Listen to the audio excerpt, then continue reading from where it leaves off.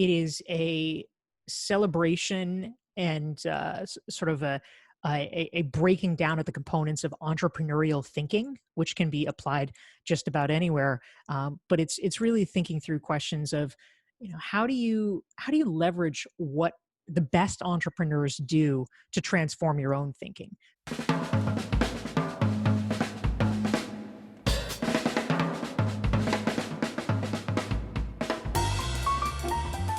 we are recording. This is another episode of the Automate and Grow podcast. My guest today is Dorie Clark. She is the author of Entrepreneurial You and Reinventing You, as well as Stand Out. I think you got 4 books actually, right? I've got 3 and I'm working on the 4th right now. Okay. What's the 4th one? The new one that I'm working on is a book that is going to be coming out probably in 2021 from Harvard Business Review Press, and it is about long-term thinking. Oh, I like it. Okay. And we can wait for it because that would just show we have delayed gratification. It's very meta. That's exactly right.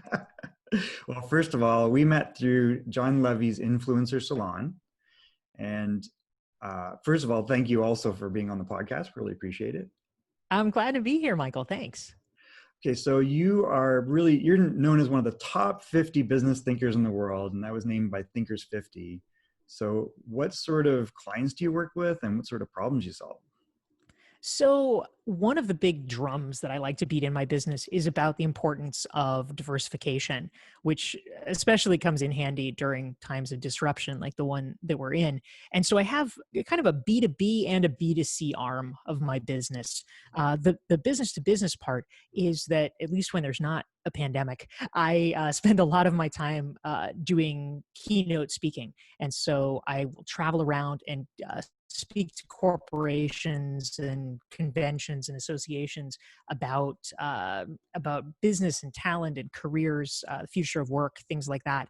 And then I also have a B2C component where I do executive coaching and a lot of online courses specifically aimed at entrepreneurs and professional service providers, occasionally really ambitious people who work inside corporations, to help them figure out how they can get their ideas heard and recognized and really grow their brand in a noisy world. Okay, there's a lot to unpack there. So Yeah, man, there's a lot there. I love it. So you're kind of, it sounds like you kind of bridge between entrepreneurs and entrepreneurs, right? Like you have a little bit of both. Yeah, absolutely. I mean, it's the same principles at play. I think it's really a question of people being motivated to apply them. And so for an Entrepreneurial You, what's kind of the thesis of that? And is that targeted at both audiences or? Yeah, Entrepreneurial You is definitely aimed at both audiences. I think in part it is a celebration and sort of a breaking down of the components of entrepreneurial thinking, which can be applied just about anywhere. But it's really thinking through questions of, how do you leverage what the best entrepreneurs do to transform your own thinking. So it's about, okay, you have no money. What do you do then? How do you operate within that constraint? Or, okay, you have an incredibly short period of time to work with. How do you make that work in your favor? Those are things that anyone can apply in their professional life. And in addition to that, the piece that is near and dear to my heart is it really walks through the question of how people can create multiple income streams in their business. And I argue, even if people have a day job, it is really important to start thinking about this because we are so careful in our society. I mean, if people know one thing about investing, they know, oh, okay, don't put all your eggs in one basket. Don't put all your money in one stock, right? But when it comes to how we earn the money, we're basically doing just that. If you have a day job and that goes away, it's often really precarious. So I encourage entrepreneurs to develop multiple income streams to diversify, and for people who work inside corporations to actually start thinking about nurturing a side gig, whether it's a podcast like this or starting to write ebooks or maybe doing a little coaching on the side, because it really provides a valuable skills building tool and also an insurance policy for yourself for the future. I love it. And that's actually near and dear to my heart because I think I don't know if you know, I'm trying to write a second book.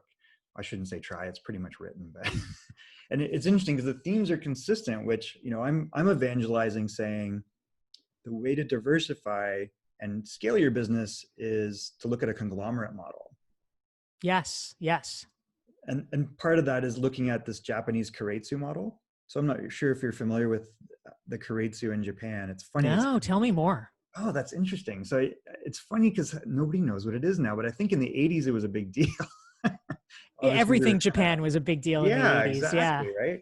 And really where the keiretsu came in was, if you go back to 1945 when Japan was just leveled after the war, the U.S. was occupying it, and they clued in. They were trying to crush what they thought was anti-competitive behavior, but what they realized was that they have this structure of cooperation between companies in different categories of business. And it's like you'll have one brand like a Mitsubishi or a Sumitomo, and they organize around a bank. So I'm saying what you're saying is like, let's do this for smaller companies. Yeah. Super interesting. I really like that, Michael. Yeah, not to divert it, but that's why I'm kind of, so your approach to encouraging people to monetize their expertise and like create other lines of income, like what's kind of the approach there? Like how would someone do that when they work with Dorie? Yeah, absolutely. So here's the main way I think about it. I mean, the first objection that sometimes comes to people's mind is, oh, but how can you diversify? That's just going to take my eye off the ball. I'm going to be pulled in too many places. I don't have enough time. This is going to be a distraction. And the truth is, it would be if you were diversifying into wildly different areas, right? If you are a lawyer and a legal expert and suddenly you say, you know what, I'm going to open a car wash and I'm going to start breeding horses. I mean, that's They probably do great. both, but You can probably do all those things, but each of them has different customers. It's different worlds you're operating in. It's vastly different skill sets. And so that takes a long time to cultivate.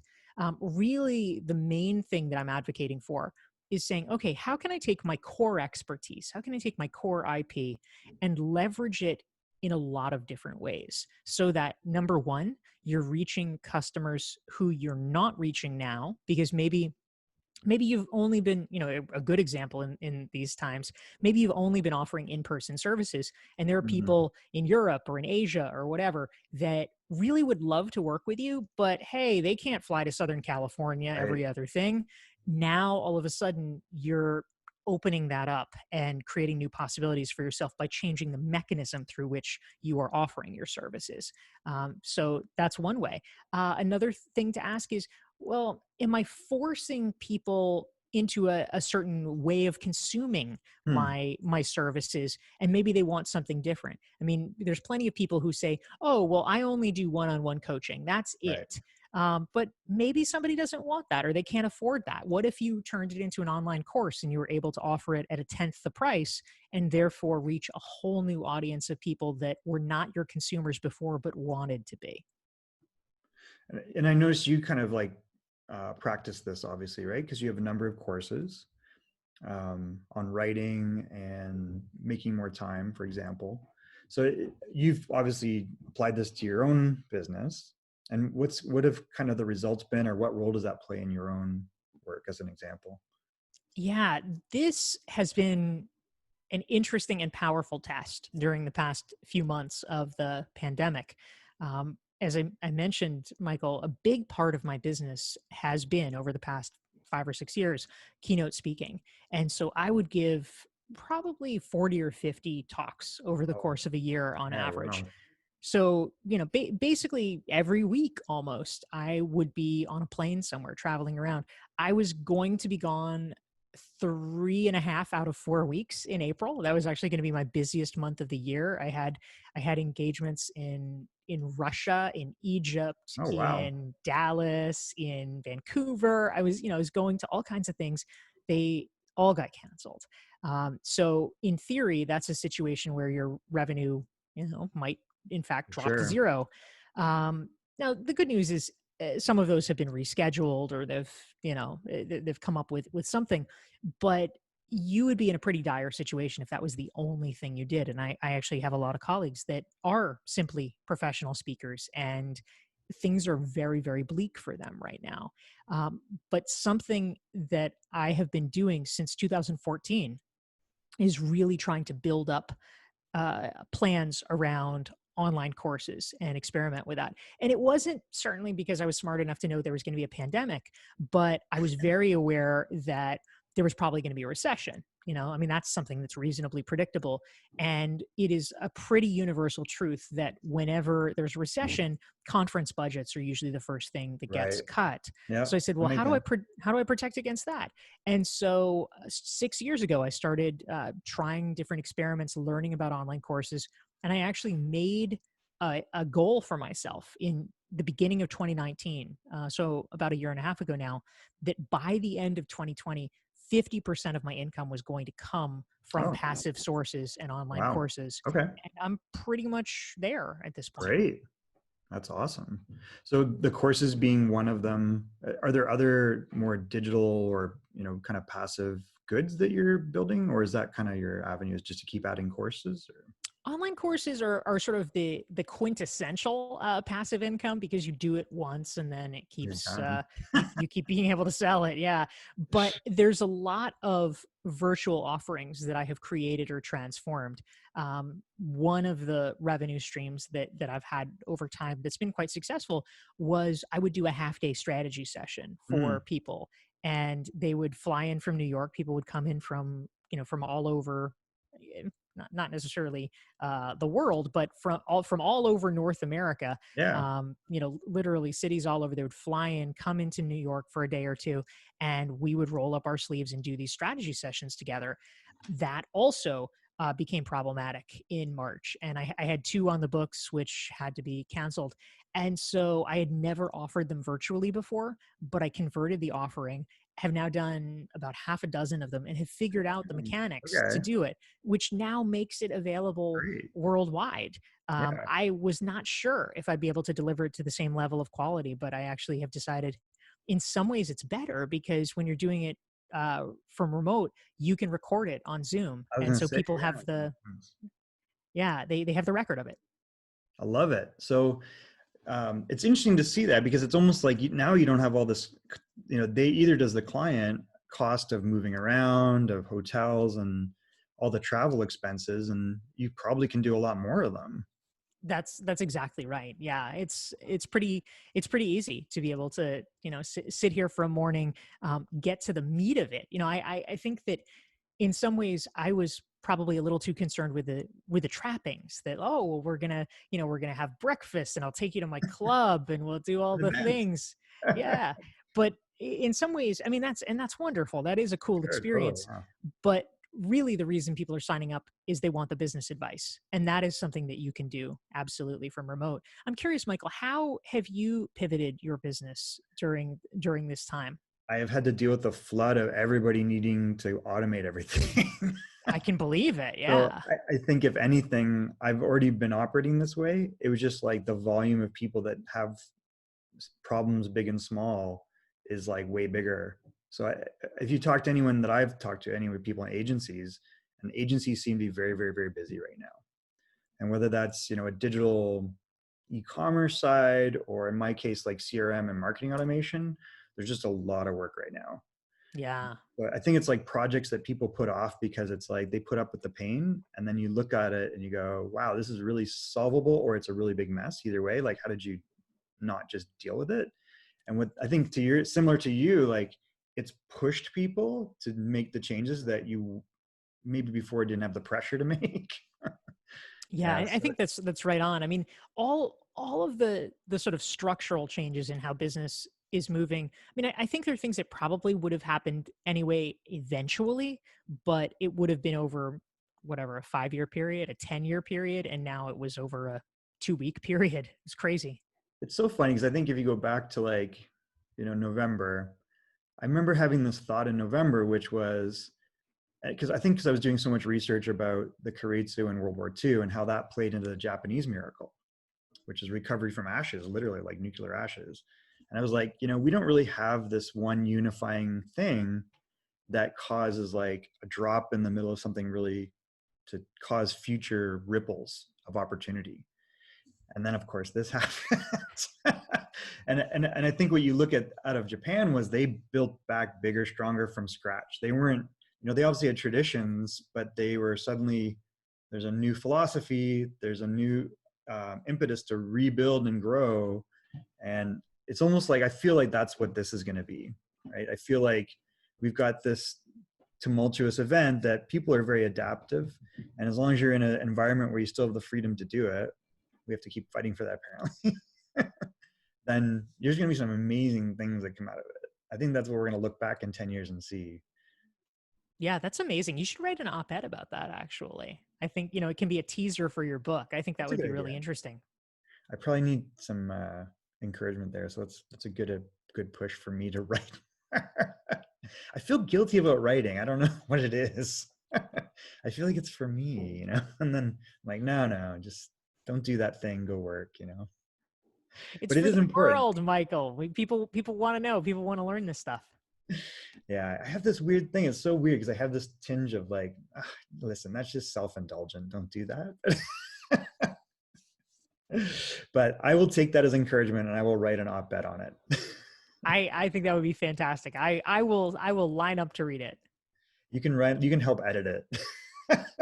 There we go. I tend to be very stream of consciousness, and then you got to deal with the shrapnel later. So, okay, so I want to be conscious of your time. So a couple things. One is there anything we haven't touched on that you think is important for people to think about? I think we've covered a lot of really important themes.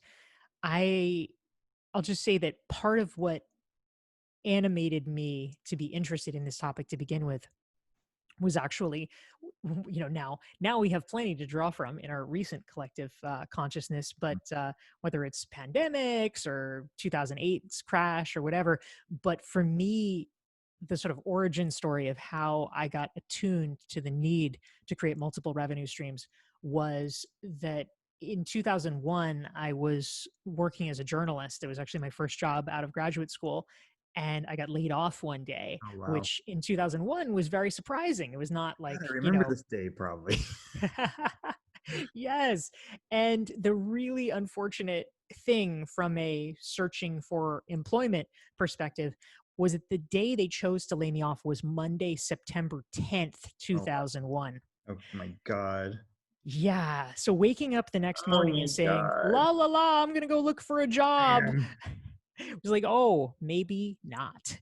And I realized how precarious our finances could be. I worked for this, super, super cheap paper, and they gave me 4 days of severance pay. Wow! Oh my God! How So did you get 4 days? You're lucky. I know, right? Wow, Big and spenders. were you in New York at that time?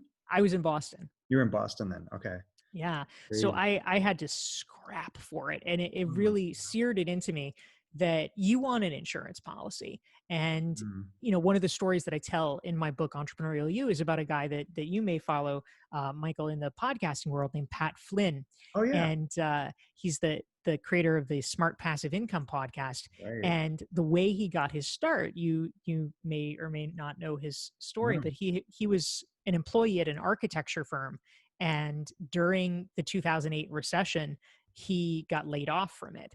And he had been he was not yet an architect, but he'd been sort of training to be an architect.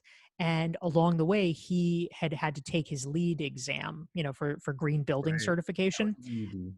Yeah, it's a complicated process. So he created like a blog or a website that was basically capturing his study notes, and it became, so it was a thorough website, so it became pretty highly trafficked. And he had this idea at a certain point. He's like, oh, you know what? I wonder if people would actually be interested in reading all this material, not just blog page after blog page, but in a book.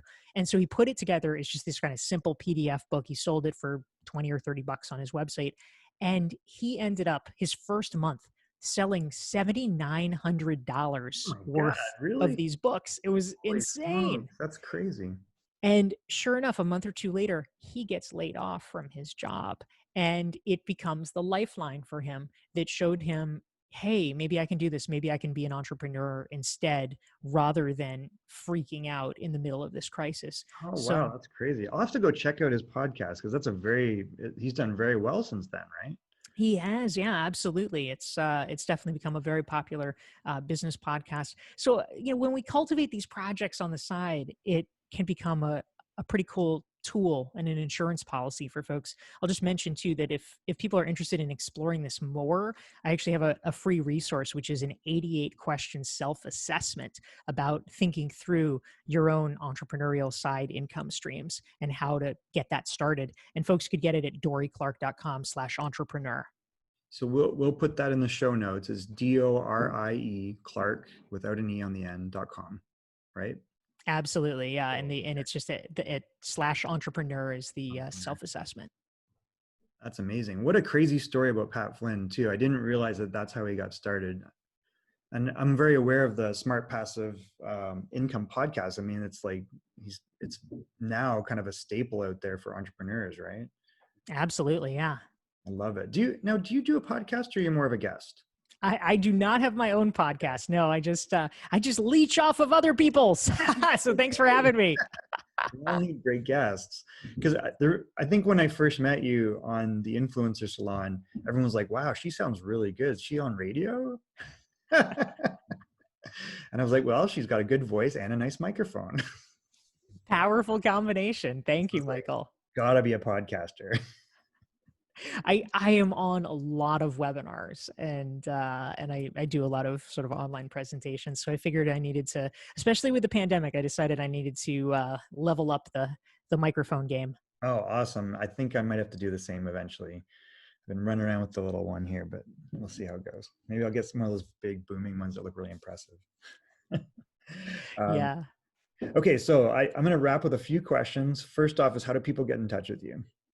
Yeah, thank you so much. The best place to grab me is through my website. I have more than 700 free articles available there that I've done for places like Harvard Business Review and Forbes and Entrepreneur, plus the self-assessment that I mentioned, and that's just at dorieclark.com. I love it. All right, a couple questions. And this one comes from someone that you've interviewed before, and I think for your book, because he informed me that I stole it from him. And I found out from his friend that he stole it from Jim Rome. So if you are the sum of the 5 people you spend the most time with, who do you, Dorie, spend the most time with? Yes. You want me to name 5? All 5? Yeah. Oh my gosh. Well, I would say, yeah, in the pandemic, it's sharply gone down. But the people that I primarily spend time with, and I do love this question. I think it's so powerful to think about. I have a close friend named Alyssa Cohn, who is my business partner. We invest in Broadway shows together. Wow, what? Yeah, that's a hobby Okay. of mine, and I roped Alyssa Hobby. into that. I love it. And so I spend a lot of time with her plotting about that, and she also featured her in a couple of my books, Reinventing You and Entrepreneurial You. She's an executive coach, and so that's a big one. Another good friend is my friend Jenny Blake, author of Pivot, which is a book about professional reinvention. So it's kind of I like to think of it as like a sister book to mine, Love it. Reinventing You. She is a podcaster and has a great show called the Pivot Podcast.